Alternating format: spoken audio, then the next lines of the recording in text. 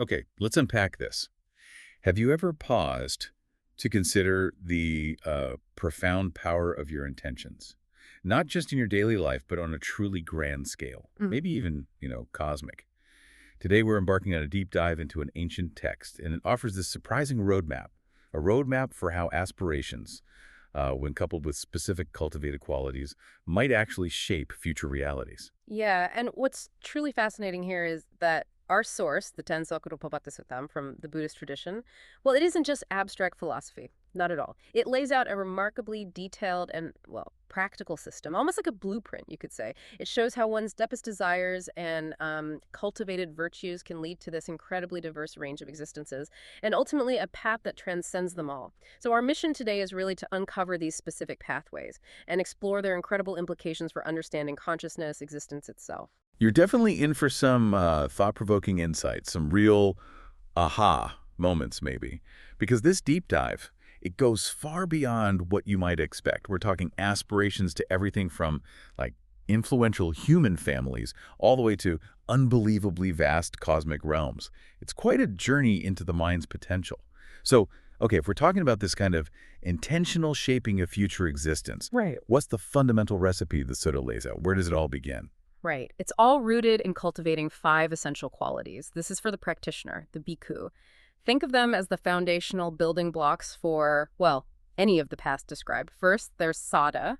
You can understand that as a deep faith or conviction in the path, the teachings. Okay, sada, faith, conviction. Got it. Then sila. That means moral conduct or virtue, basically living ethically, Right. harmlessly. Makes sense. Third is sutta. That's learning or knowledge gained from, dedicated listening and studying. Right, so active learning. Exactly. Next is kaga. That's generosity or renunciation, the willingness to give, to let go. And finally, panya, wisdom, which is insight into the nature of reality. Okay, so those 5 are the base. What happens next? Well, once these qualities are firmly established, the individual engages in this powerful mental process.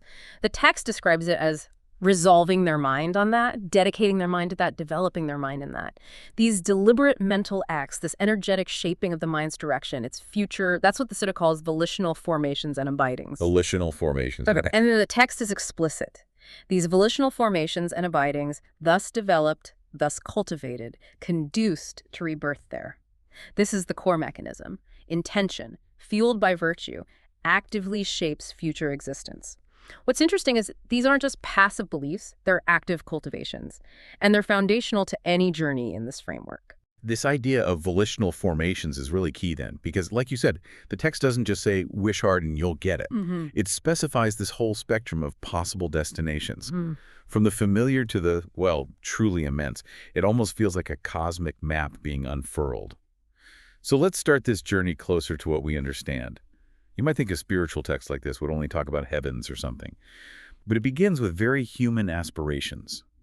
What does that tell us? Is there a significance to starting there? It's quite striking, isn't it? The sutta details aspirations to be reborn in companionship with great Khattiya families. Those were the royal or warrior classes. Positions of, significant power. Right, influence. Then it mentions aspiring to be reborn with great Brahmin families, referring to the priestly or scholarly lineages, intellectual, spiritual influence. Okay. And finally, with great householder families, representing wealthy merchant or landowner classes. So material prosperity, stability. Wow. So really covering different kinds of success in human life. Exactly. It shows this fascinating breadth in the teaching. It acknowledges these aspirations for influential, fulfilling human lives as valid paths. It grounds the spiritual journey in tangible earthly desires before it moves further afield. It suggests maybe that the teaching is meant to meet people where they are with their current aspirations. Makes sense. So from these human realms, the aspirations start moving upwards. Yeah.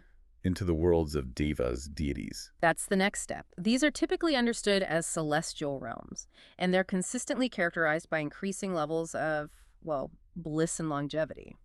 The Sutta systematically introduces various groups of these diva realms. We start with the lower celestial realms, like the divas of the 4 great kings. Okay. And then we ascend through realms like the Tavatisa, Yama, and Tusita devas, up to the more refined Nimanarati and Parinimittavada body devas. And the common thread is?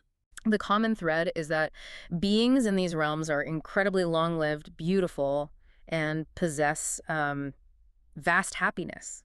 which is seen as a direct result of their accumulated virtues from past lives. It's a progression, really, of increasingly blissful states, but still within the cycle of coming into being. Right, still part of the cycle. Okay, that's a clear progression. Now, this next section is where the scale just seems to explode. The text introduces different levels of Brahma deities, each with an incredibly vast scope.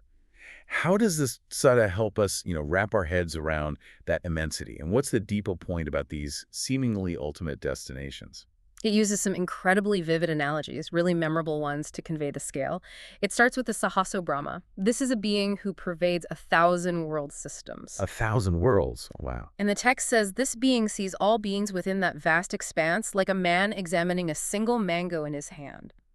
It conveys both immense dominion and, crystal clear perception. Okay, that's a powerful image. Then, the Panyakasahaso Brahma, pervading 5,000 world systems, seeing everything like a man examining 5 mangoes in his hand, again, expanding the scale but keeping that sense of immediate, direct awareness. 5 mangoes. Okay, I'm getting the picture. Then, moving even further, the Dasahaso Brahma, 10,000 world systems. And to help visualize its radiant presence, the text compares it to a pure, luminous, well-cut lapis lazuli gem polished to 8 facets, placed on a yellow blanket, shining, glowing, and radiating. So an image of pure brilliance and vastness. Exactly. And then the Satasahaso Brahma, the Brahma of 100,000 world systems. This being is described with the analogy of pure jambu gold, refined by a skilled goldsmith in the crucible, placed on a yellow blanket, shining, glowing, and radiating. Pure gold, radiating over 100,000 worlds. That's mind-boggling. It absolutely is. But what's truly striking here isn't just the sheer scale, which is, staggering on its own. It's the sutta's subtle message underneath. Even at these unimaginable heights, ruling countless worlds, one is still bound by those volitional formations, still within the cycle. Ah, right. That's the key point again. Yes. It subtly challenges the very notion of some kind of permanent heaven, doesn't it? Even these incredibly grand cosmic rulers are part of the larger flow, subject to change. Impermanent. That is a profound takeaway. Really shifts the perspective. And the discourse doesn't even stop there. At these vast, luminous Brahma realms, it takes us even further, to realms that are more abstract, almost unimaginable, associated with deep meditation. That's the precise progression. Beyond the Brahma realms, which still have some, let's say, subtle form, we enter what are known as higher form realms. These include categories like the Abha and Supadevas, and eventually the pure abodes like Aviha, Atapa, and Akaniha Devas. These are increasingly subtle, pure, long-lived.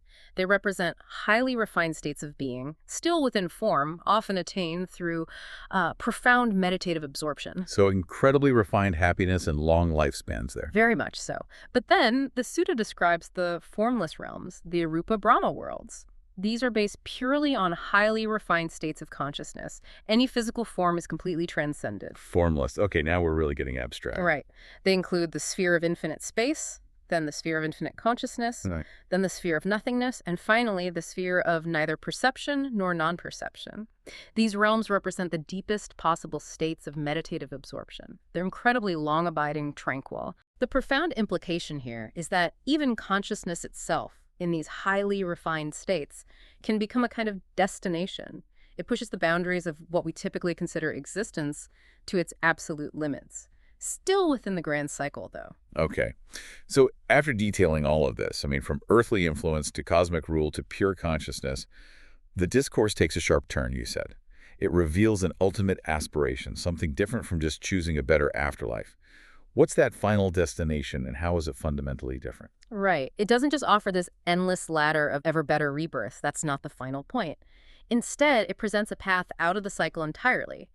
The bhikkhu, still equipped with those same 5 foundational qualities, faith, conduct, learning, generosity, wisdom, aims for something fundamentally different. The aspiration becomes, may I, through the destruction of the taints, may I, by my own direct knowledge here and now, enter and abide in the taintless liberation of mind and liberation by wisdom. Liberation of mind, liberation by wisdom, through destroying the taints. Exactly. And this is the ultimate aha moment for the practitioner, you could say. The key difference is profound. Such a bhikkhu is not reborn anywhere.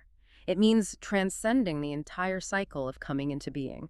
Doesn't matter how grand or subtle the realm might be. So not choosing a destination on the map, but leaving the map altogether. Precisely. It's the complete cessation of those volitional formations that lead to future existence. It's liberation from the journey of rebirth rather than just moving to a better stage within it. It's the ultimate endpoint on this incredibly detailed map of existence we've been exploring. So what does this all mean for you as a listener, trying to make sense of this ancient wisdom? It's an incredibly detailed map. It's certainly a lot to take in, isn't it? You've just taken a deep dive with us into the Saṅkhārūpapattisuttaṃ. We've explored how these ancient teachings connect your intentions and your cultivated qualities to this astonishing array of future possibilities. We journeyed from influential human families through diverse celestial realms, all that increasing bliss and longevity, to the most expansive Brahma realms, and even those abstract formal states. And ultimately, we arrived at a path that transcends all rebirth. Yeah, and if we connect this to the bigger picture, see, the text isn't just like a catalog of destinations. It gives us this profound framework for understanding the power of our volitional formations, those active mental shapings we engage in, every day. It subtly asks you, the listener, to consider, what are your deepest aspirations right now? And what qualities are you cultivating today that might be shaping your tomorrow? Whether that tomorrow is within the cycle of coming into being or perhaps aimed towards something entirely beyond it. Definitely something to chew on for sure. Thanks for joining us on this deep dive.